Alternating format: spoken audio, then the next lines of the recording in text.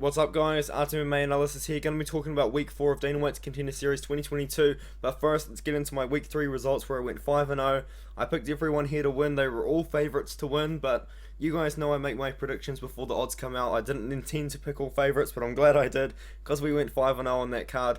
We went 3-2 on the card before that and 4-1 on the card before that. So let's see how we can go in Week 4. There are a couple of fights which I am scratching my head at, and I'm a little bit unsure about what to think of that, but I'm thinking that we're going to get some pretty good results here. I've done a bit of research on this card and I'm really looking forward to it. Let's not waste any more time on the intro and let's start talking about the fights.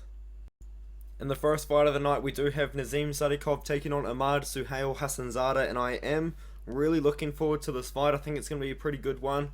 If you guys wanted to know, Nazim Sadikov is 5'10". It's not listed on Tapology, but I do believe he will be a little bit shorter than Ahmad in this one here. But Nazim Sadikov, he is the pick. I think he's got a pretty clear striking advantage in this one here. He's also a very powerful puncher, and he does like to throw a lot of output. Now, Ahmad Suhail Hassanzadeh, he's a good striker himself, but I feel like he does a lot of his best work on the match. You know, he does a lot of best work when the fight is on the ground and he is grappling, which is interesting because a lot of his previous opponents have been trying to take him down, and he's ended up being on his back for quite a considerable amount of time in quite a few of his recent matchups. But he did end up winning by a guillotine choke 13 seconds into the first round against a guy that was 2-0, and then he choked out another guy that was 2-0.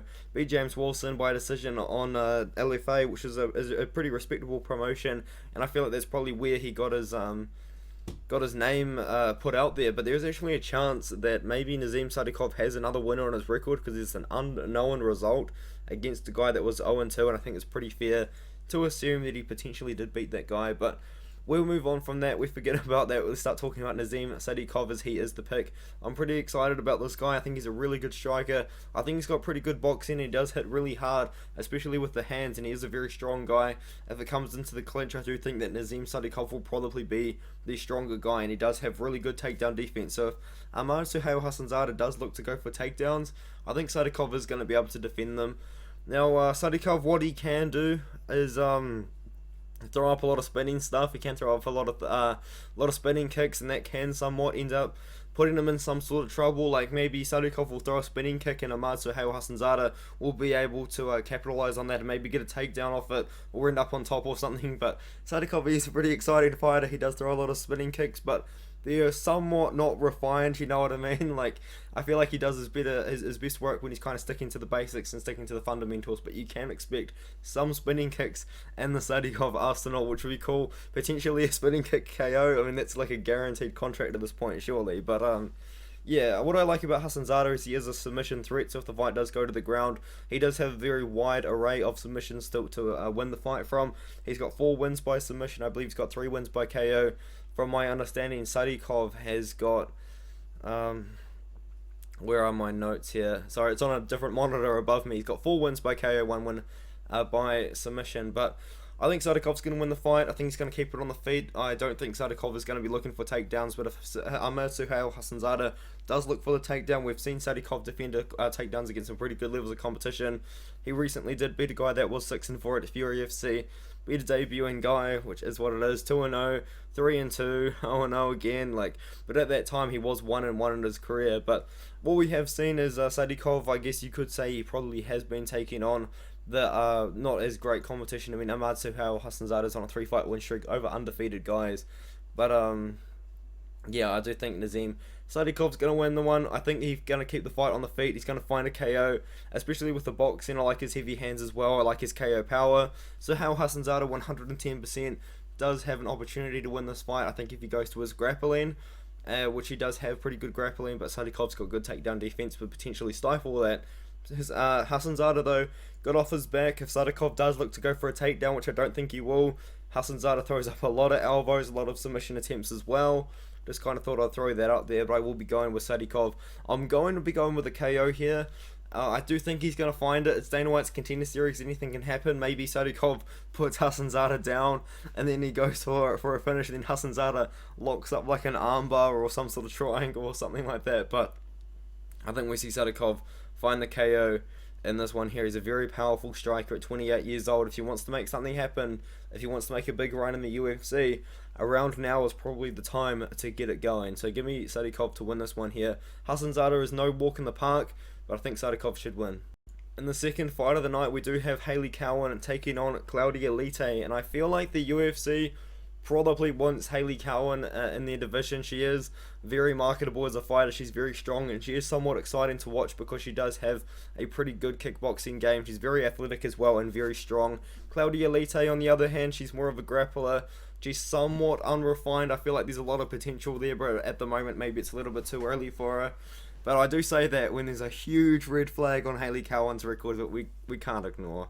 In her second to last fight, she lost to Kelly Clayton, who was 1-2 at the time, and she's like 38 years old. Like that's just not a good look. It's not a good look, and for that reason, for quite a while before I really started looking into it, just looking at their records, I was like, man, I don't see Hailey Cowin winning this fight. But after watching the fighters, I really do think that Hailey Cowin does have a very good striking advantage in this one.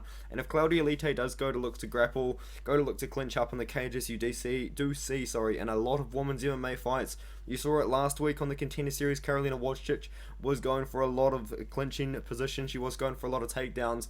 And for the most of it, she was the stronger lady in there. She was winning those positions. Hailey Cowin, if it ever gets like that, Hailey Cowin is the more athletic and the stronger fighter out of the two here, in my opinion. But what we do see out of both girls is Hailey Cowin. She's a good kickboxer. She can get takedowns at her own if she really wants to, and she does have pretty good wrestling herself. Now on Claudia Leite, what she's got is she's got good jiu-jitsu. She's got a pretty good wrestling but base as well, and she does look to go for the clinch quite a bit. But on the feet, Claudia Leite, she's very flat-footed. And she's very hittable on the feet as well. And Hailey Cowin, in my opinion, is the much better striker out of the two. I think Hailey Cowin's faster. I think she's going to throw more volume. I think she's going to throw the more damaging shots as well. Claudia Leite, I feel like, is going to be looking to clinch up for quite a bit of this fight. But I feel like Hailey Cowin, with her strength, is going to be able to stifle that. Maybe even get herself in dominant positions and push Claudia Leite away.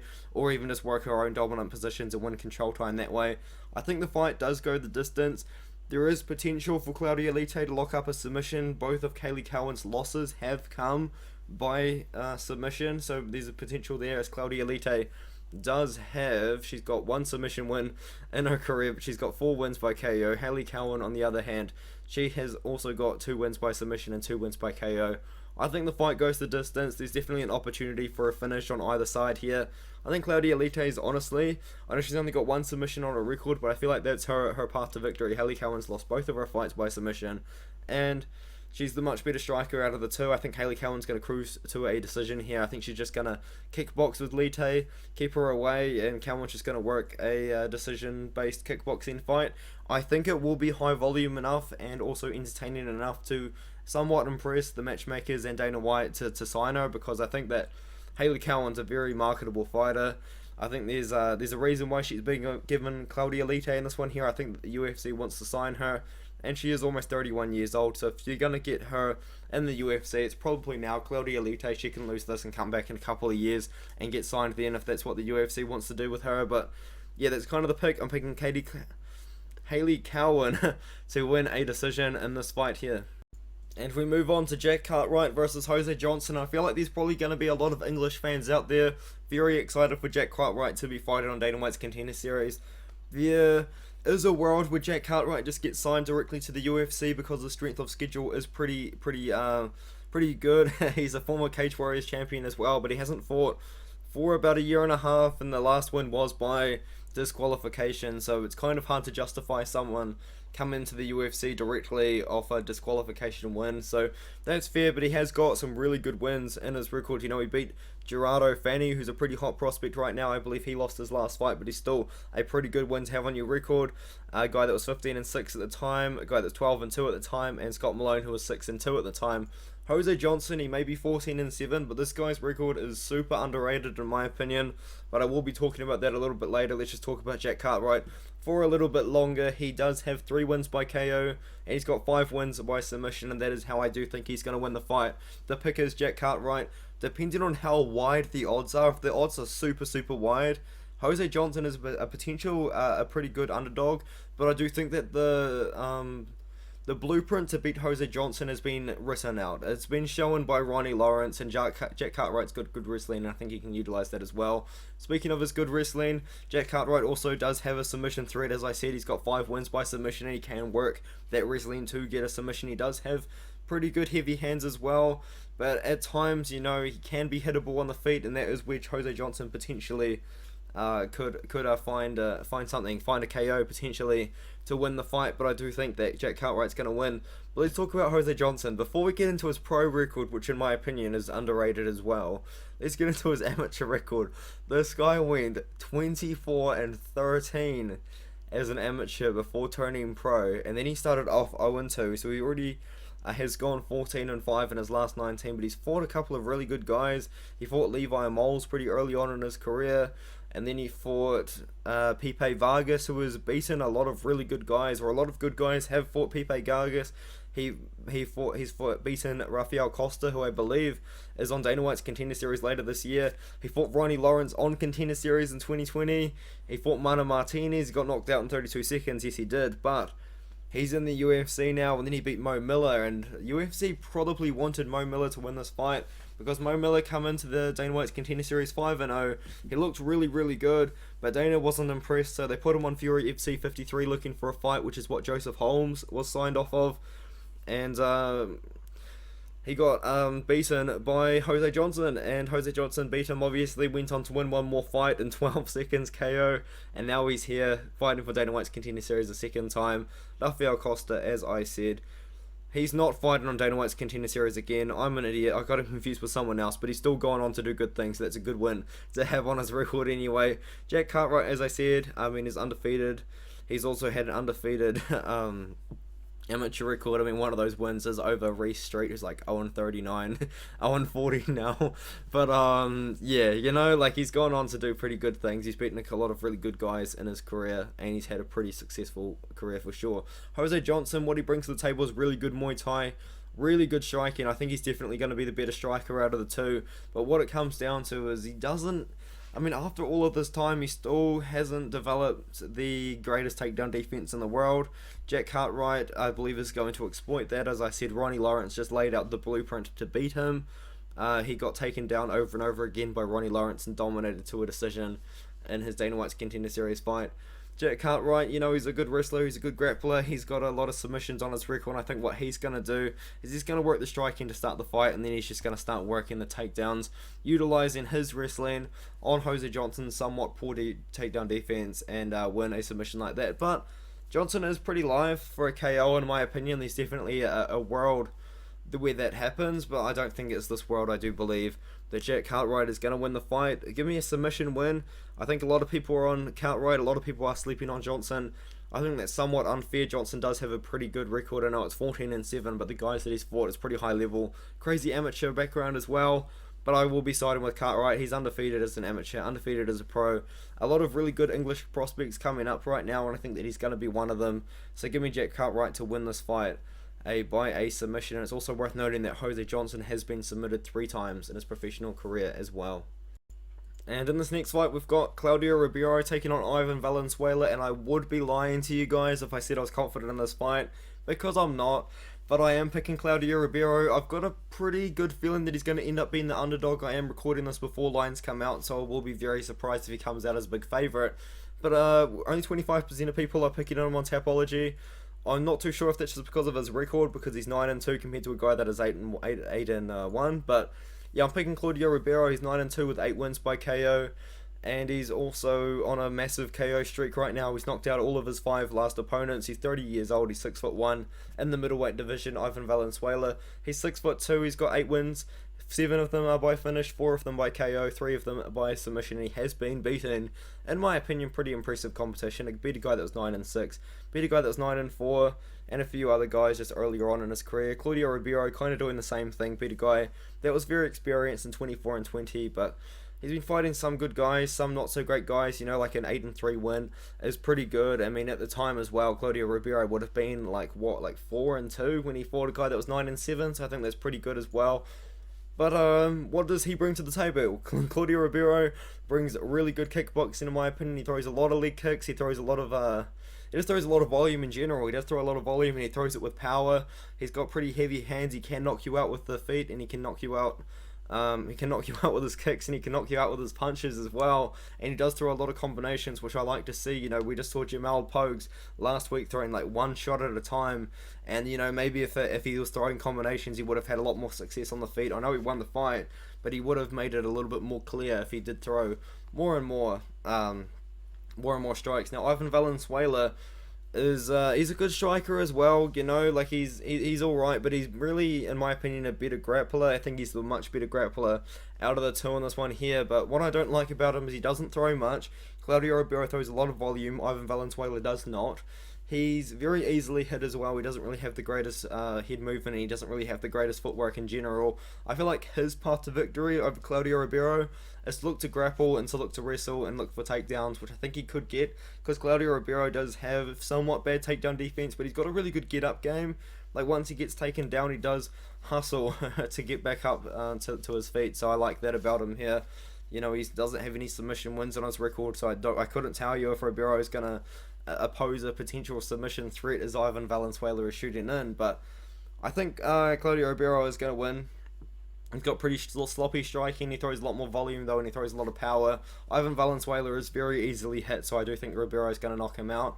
There's a path to victory for Valenzuela through the grappling. I definitely think that's definitely an option, but I think Ribeiro is going to win. Maybe even lose the first round, but Valenzuela is going to slow down quite a bit. You saw Ika Shira slow down a lot against Clayton Carpenter, and Clayton Carpenter took over after that. I think we're going to see Ivan Valenzuela slow down as he just has in all of his previous fights, really. And Ribeiro is going to take over towards the end. And he's going to get a KO in the second or the third round, in my opinion. He's got 8 wins by KO. He's on a KO streak right now. He's got heavy hands. He throws a lot of volume. Ivan Valenzuela, he's there to be hit. He doesn't move too much. He doesn't have the greatest footwork. He doesn't really have the greatest defense in general. I think Claudio Ribeiro is going to be able to utilize that and win by KO in the second or the third round. And now we move on to the quote-unquote featured bout. I like to call it the main event of the card. Thomas Paul taking on Esteban Ribovic. And I really don't believe this fight's going to go the distance. You've got Thomas Paul, he's 11-3 with all 11 wins by knockout. He's also never been the distance. All 3 of his losses are by finish as well. Esteban Ribovic is 10-0, he's never lost, and all 10 of his wins are by finish. 5 wins by KO, 5 wins by submission. This is like a fight where, like, Gianni the Greek, that guy on Dana White's Contender series who always puts up losing bets, I feel like he must be working for the bookies, is what Johnny K Picks told me. But yeah, Gianni the Greek, I guarantee you this guy is betting and the fight goes to the distance. Guarantee you. But I would be surprised if it does. What's also so interesting about this fight is it's both guys are pretty similar fighters. Both guys are power punchers on the feet. Both guys also do have somewhat of a ground game, but I do think that Ribovic is a much better grappler than Paul, in my opinion. What I think that is going to happen, though, is these guys are going to stand, they're going to swang and bang, and someone's going to get knocked out or even finish. I think Ribovic is more likely to finish on the mat. He's got 5 wins by submission. Thomas Paul has none. But what's going to happen is these guys are going to start out fiery. You know, Thomas Paul, he's got a lot of wins by KO in the first round, a lot of wins by KO or later on in the fight as well, but his last win only took him 1 minute to get a guy out of there. Prior to that, he got a win in the first round in 2020. Esteban Ribovic is on a mad streak right now. It's actually kind of crazy. He won by KO 27 seconds into the first round, knocked out a guy that was 17-6 7 seconds into the first round. I mean, these guys are power in their hands. Paul 11 wins by KO, Esteban Ribovic 5 wins by KO, 5 wins by submissions. But what I think is going to happen here is if Paul doesn't get a knockout early, I think Ribovic is going to end up taking over the fight. I think he's got somewhat good grappling. I mean, he's got 5 wins by submission, but a lot of the time the KO does come from hurting him on the feet and then working for a takedown. But what I think is going to happen here is if Ribovic even gets hurt, he's going to shoot for a takedown and get a submission. You know, Thomas Paul's grappling just hasn't really impressed me. You know, once he gets taken down, he doesn't really seem to know what he's doing. And Esteban Ribovic, he does have very good grappling. He's got man, my brain just isn't working, guys. I'm sorry, I had a bad day at work. He's got good submissions when he's on top. He's got good grappling. Thomas Paul doesn't really seem to have really any grappling, but on the feet, both guys are primarily knockout artists. They want to get a knockout. But Esteban Rivovic just has way more options to win the fight. He can grapple if he wants to. I think he probably will. I think both guys are going to crack. But if Paul ends up hurting Rivovic, he's going to shoot for a takedown and get a submission. I think if Paul doesn't end up hurting Rivovic, Rivovic is probably going to knock him out on the feet. I think both guys are just similar fighters, but Esteban Rivovic is just like a little bit better on the feet, and he's also a little bit better on the ground as well. Rivovic is a guy that's ready for the UFC now, in my opinion, so I think a win over Paul is going to put him at 11-0. Like, that's a very good record and super hyped as a prospect. I'm really sorry that this prediction video... but the prediction video as a whole might have sucked, but this one in general definitely does. This fight, I'm just really tired, guys. I did have a pretty bad day at work. Just got a lot going on in the workplace, you know what I mean? But it is what it is. I start a new job next month, and I'm really looking forward to that. But let's kind of just look at my notes and see if I missed anything. I didn't miss anything. It's literally all of my notes. These guys are somewhat similar fighters. They both start very fast. They both got very heavy hands. But Esteban Rivovic is just more well-rounded, and he's got good grappling. And Thomas Paul, for the most part, when he's on his back, when he's taken down, doesn't really seem to know what he's doing so much. I mean, obviously he does know what he's doing, but he just kind of seems a little bit lost. Like, it's definitely not where he wants to be.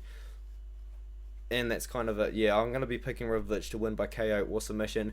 Everyone is 84% on Rivovic, mostly on KO. I think these guys are going to stand. They're going to bang.